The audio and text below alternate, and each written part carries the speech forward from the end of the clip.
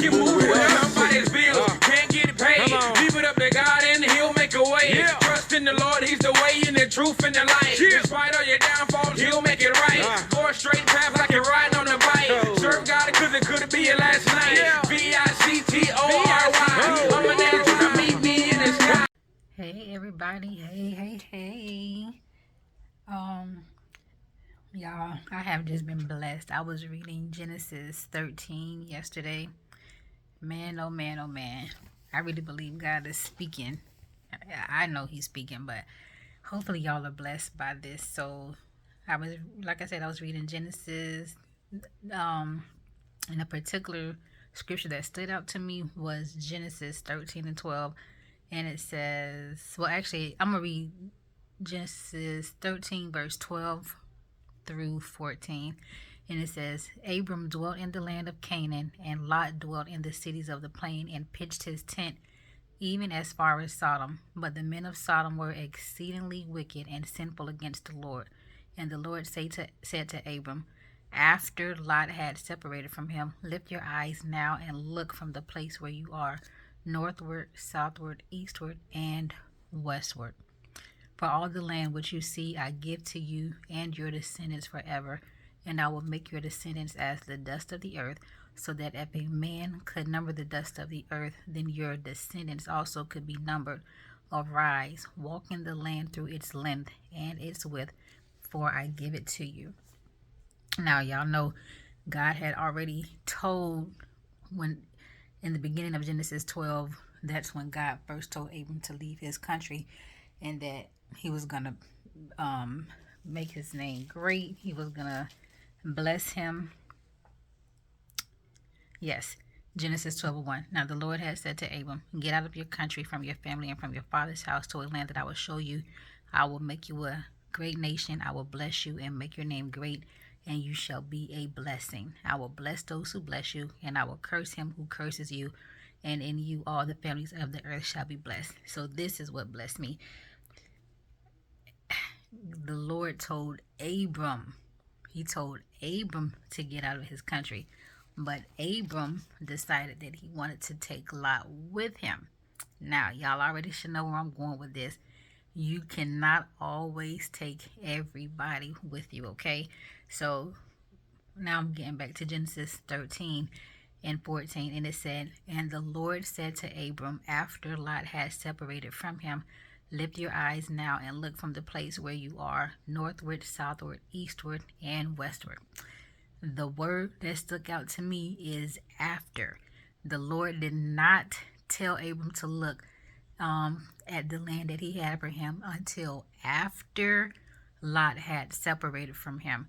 The Lord did not want to speak to Abram in the presence of Lot, because what He had for Abram was for Abram. It wasn't for Lot. We have to get to a place where we are not always trying to take people with us. That baggage is weighing you down, bag lady. That baggage is weighing you down, bag man. Listen, if God is telling you to let it go, then doggone it, you better let it go. If God is telling you that you need to walk away from some people, that you need to cut all ties, that you need to end some friendships, end some relationships, then for the sake of your life, for the sake of your will, for the sake of your purpose, for the sake of being obedient, you need to do it, and you need to do it expeditiously, okay? Because, listen, that thing just blessed me. There are some things that you are waiting for, you are waiting on, but God can't give it to you until you let those people go. There has to be a separation, okay? You can't always drag everybody with you. And I know you want to share the goods with everybody. The blessings that God has for you, you want to be able to share it with everybody. You want to be able to rejoice with everybody, celebrate with everybody. If God ain't tell you to bring those people along, then you need to let them go. You need to separate, okay? They go east, you go west. If they go west, then you go east, okay? I'm going to read that scripture again.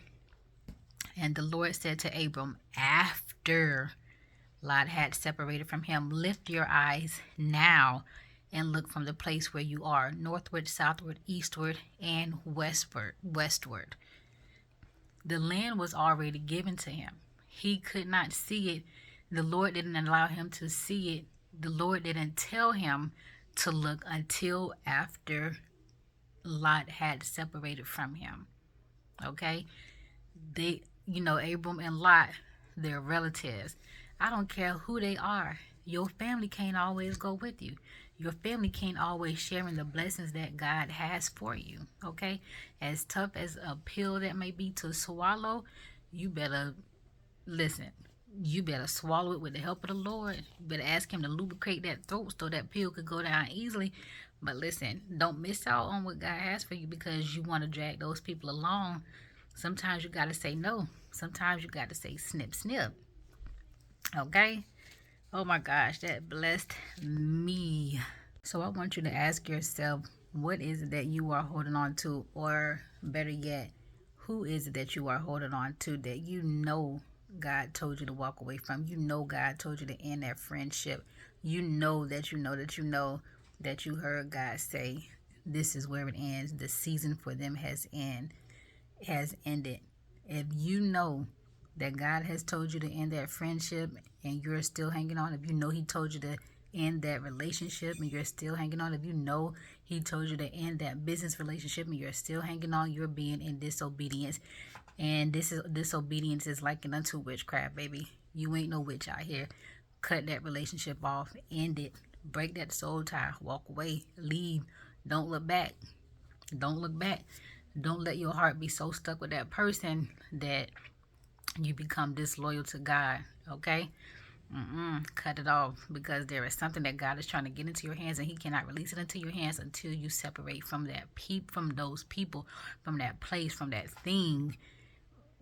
Listen, you might need to even separate from yourself, from your old mentality. For real. Let it go.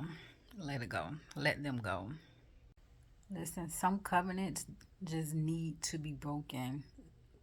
That agreement that you made needs to be broken with whoever it is. Break that covenant, break that soul tie.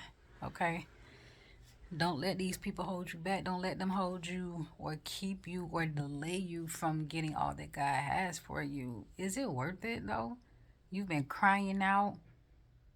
You've been waiting on God to bless you in this area. You've been waiting for him to move. And he can't move until you're obedient to doing what he told you to do. What if today you ended that relationship and God blessed you tomorrow? It would definitely be worth it. It would be worth it. It would be worth it. Seasons end. Seasons change. Friendships change. Friendships end. And it could be, when God is telling you to separate from somebody, from something, it's always for the better, okay? You don't know what he needs to do in you or them separately, apart. You don't know if he's going to bring you back, but regardless, get to a place where you're being radically obedient, where when God is speaking, you say, yes, Lord, and you do. Yes, Lord, and you do. Yes, Lord, and you will obey. Yes, Lord, to your will. Yes, Lord, to your way. I am going to trust you. I'm going to trust you with my whole heart, regardless of what it looks like, regardless of how hard it may be. I am going to trust you. I am going to walk away. I am going to put this thing down. I'm going to release what's in my hands, and I'm going to trust you that your plans and your purposes, that you have for me, it's far better and it outweighs anything that I could think or imagine. Okay, if you want God to do exceedingly abundantly in your life, be obedient. Just be obedient. Okay, that's all I got for y'all. Be blessed. Be separated. Go ahead and separate from the people. And yeah, I'll talk to y'all later. Sincerely, Arlene. Despite all your downfalls, he'll make it right.